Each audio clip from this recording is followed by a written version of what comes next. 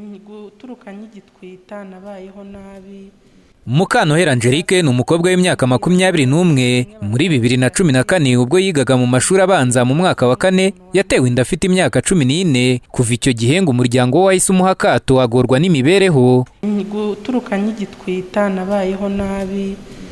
Ubwo musaza wanjye akajya ambwira nabi, rimwe baranambwira ati ni ngende nsanga umuntu wanteye inda, kandi n'ibyari gushoboka umuntu wari wanteye inda nawe yari yambwiye ngo ntiyabyemera neza nimba indariye, ngo nintegereze mbyare hanyuma nyine ngo tuzajye gupimisha umwana nibwo bazemera kumfasha.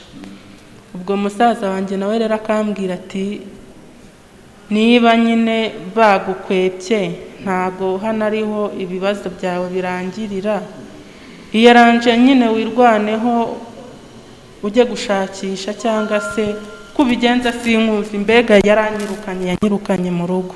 Nyuma yo kubona ko imibereho yikomeje kujya habi, Mukantohera Angelique yigira inama yo gushaka umwuga yakwiga uzamufasha kwibeshaho we n'uwo yibarutse. Yafashe icyemezo cyo kwiga ubwubatsi kuko ari wo mwuga yabonaga uzamufasha kuva mu buzima bubi yarimo. Nahisemo kubaka. Nahisemo kubaka kubera ko buriya kubaka ntago ushobora gushomererwa cyane, kuko ibiraka byo kubaka bikunda kuboneka. Umuryango Centre Marembo ufasha abakobwa bahuye n'ibibazo bitandukanye ugaragaza ko abakobwa babyaye imburagihe bahura n'ibibazo bitandukanye, bityo ngo inzego bireba zikwiye gushyira imbaraga mu kubafasha kwiga imyuga izatuma bibeshaho bo nabo bibarutse. Nsabimana Nicolette ni umuyobozi w'umuryango Centre Marembo. Ibikomere afite mu bwonko bwe, ibikomere afite mu mutima, iyo bibaye uruhurirane n'ubukene, mu by'ukuri nta kindi ni ukugendera cyangwa se n'upfa. N'umwana rero malnutrition ni nayo mpamvu bahita bajya no mu ngeso mbi, navuga ngo gushaka abagabo ugasanga byaye umwana wa kabiri. Twategerekereje imyuga isanzwe ikorwa n'abagabo, ndetse tuvuga tuti ni imyuga byoroshye kubona akazi. Minisiteri y'Uburezi nayo isanga abakobwa babyaye imburagihe bahura n'ibibazo byinshi, kandi ko mu kubikemura bisaba ubufatanye bw'inzego zose.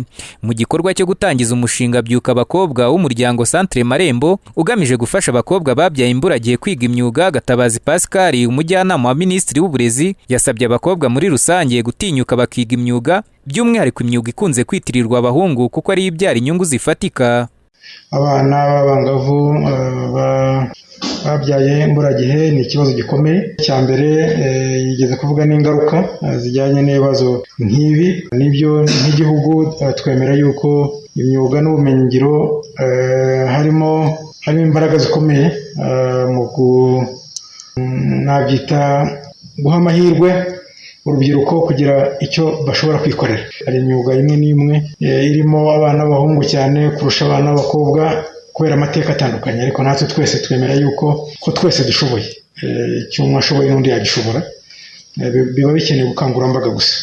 Kuri ubu abakobwa babyaye imburagihe bari kwigishwa ubwubatsi no gutwara moto binyuze mu mushinga byuka abakobwa washyizweho binyuze mu muryango Centre Marembo.